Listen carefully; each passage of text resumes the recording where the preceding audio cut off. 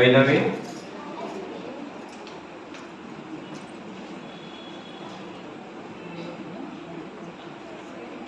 ಹರಿ ಓಂ. ಜೈ ಶ್ರೀ ಕೃಷ್ಣ. ಎಲ್ಲರಿಗೂ ವೈನವಿ ಬಿಸಿ ಮಾಡುವ ನಮಸ್ಕಾರಗಳು.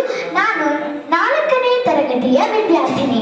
ಎಲ್ಲರಿಗೂ ಶ್ರೀರಾಮನವಮಿ ಹಬ್ಬದ ಹಾರ್ದಿಕ ಶುಭಾಶಯಗಳು. ಶ್ರೀಮದ್ ಭಗವದ್ಗೀತೆಯಲ್ಲಿ ಒಟ್ಟು 18 ಅಧ್ಯಾಯಗಳಿದ್ದು 700 ಶ್ಲೋಕಗಳಿವೆ. ಇದರಲ್ಲಿ ಇದೀಗ ನಾನು 18ನೇ ಅಧ್ಯಾಯದ 63ನೇ ಶ್ಲೋಕದ ಅರ್ಥವನ್ನು ಪಠಿಸುತ್ತೇನೆ. ಶ್ಲೋಕ: ಇತಿ ತೇ ಜ್ಞಾನಮಾಖ್ಯಾತಂ ಗುಹ್ಯಾತ್ ಗುಹ್ಯತರಂ ಮಯಾ ವಿಮೃಶ್ಯೈತದಶೇಷೇಣ ಯಥೇಚ್ಛಸಿ ತಥಾ ಕುರು. ಅರ್ಥ: ಇತಿ ತೇ ಹೀಗೆ ನಾನು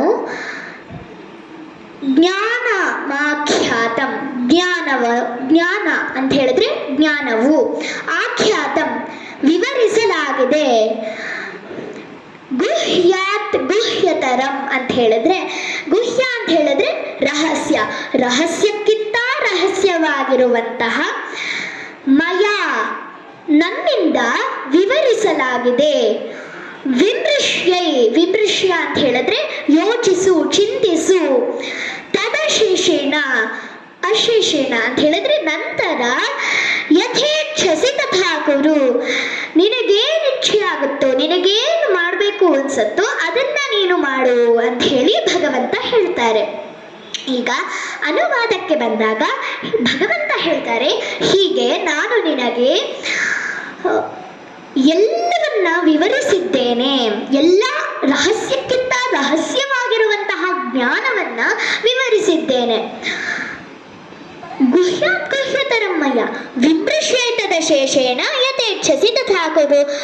ನಾನು ಹೇಳಿದ್ದನ್ನ ನೀನು ಒಮ್ಮೆ ವಿಮರ್ಶಿಸು, ಯೋಚಿಸು, ಚಿಂತಿಸು, ನಂತರ ನಿನಗೇನು ಅನ್ಸುತ್ತೋ ಅದನ್ನ ಮಾಡು ಅಂತ ಹೇಳಿ ಭಗವಂತ ಹೇಳ್ತಾರೆ.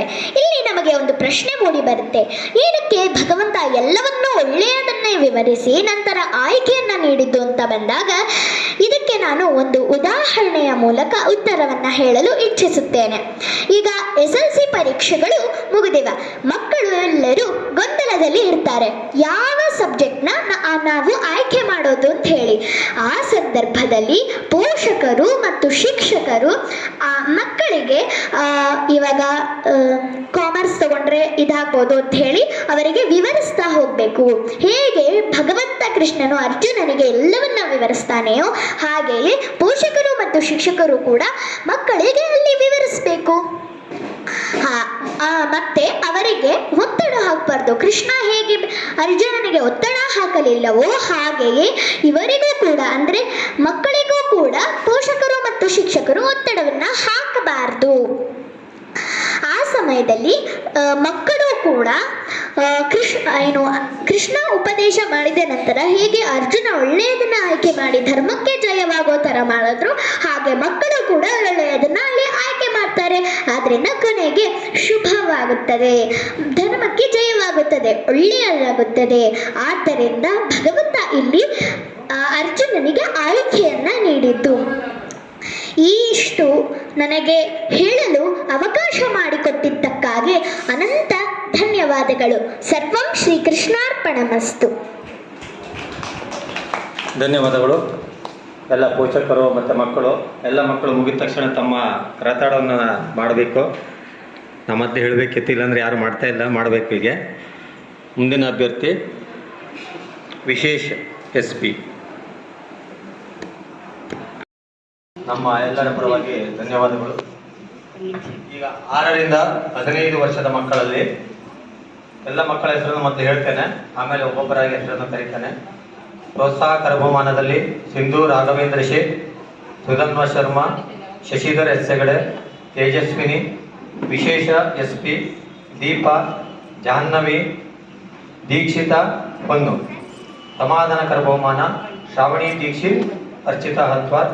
ಹಾಗೆಯೇ ತೃತೀಯ ಬಹುಮಾನ ಚೇತನ್, ದ್ವಿತೀಯ ಅವನಿ ಶ್ರೀನಂದನ್ ರಾವ್, ಪ್ರಥಮ ವೈನವಿ BC.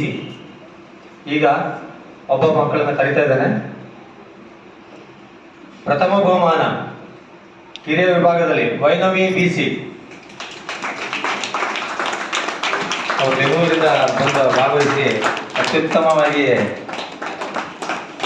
ತನ್ನ ಜ್ಞಾನವನ್ನು ಪ್ರದರ್ಶಿಸಿ ಮೊದಲ ಬಹುಮಾನವನ್ನು ಪಡೆದಿರುತ್ತಾರೆ.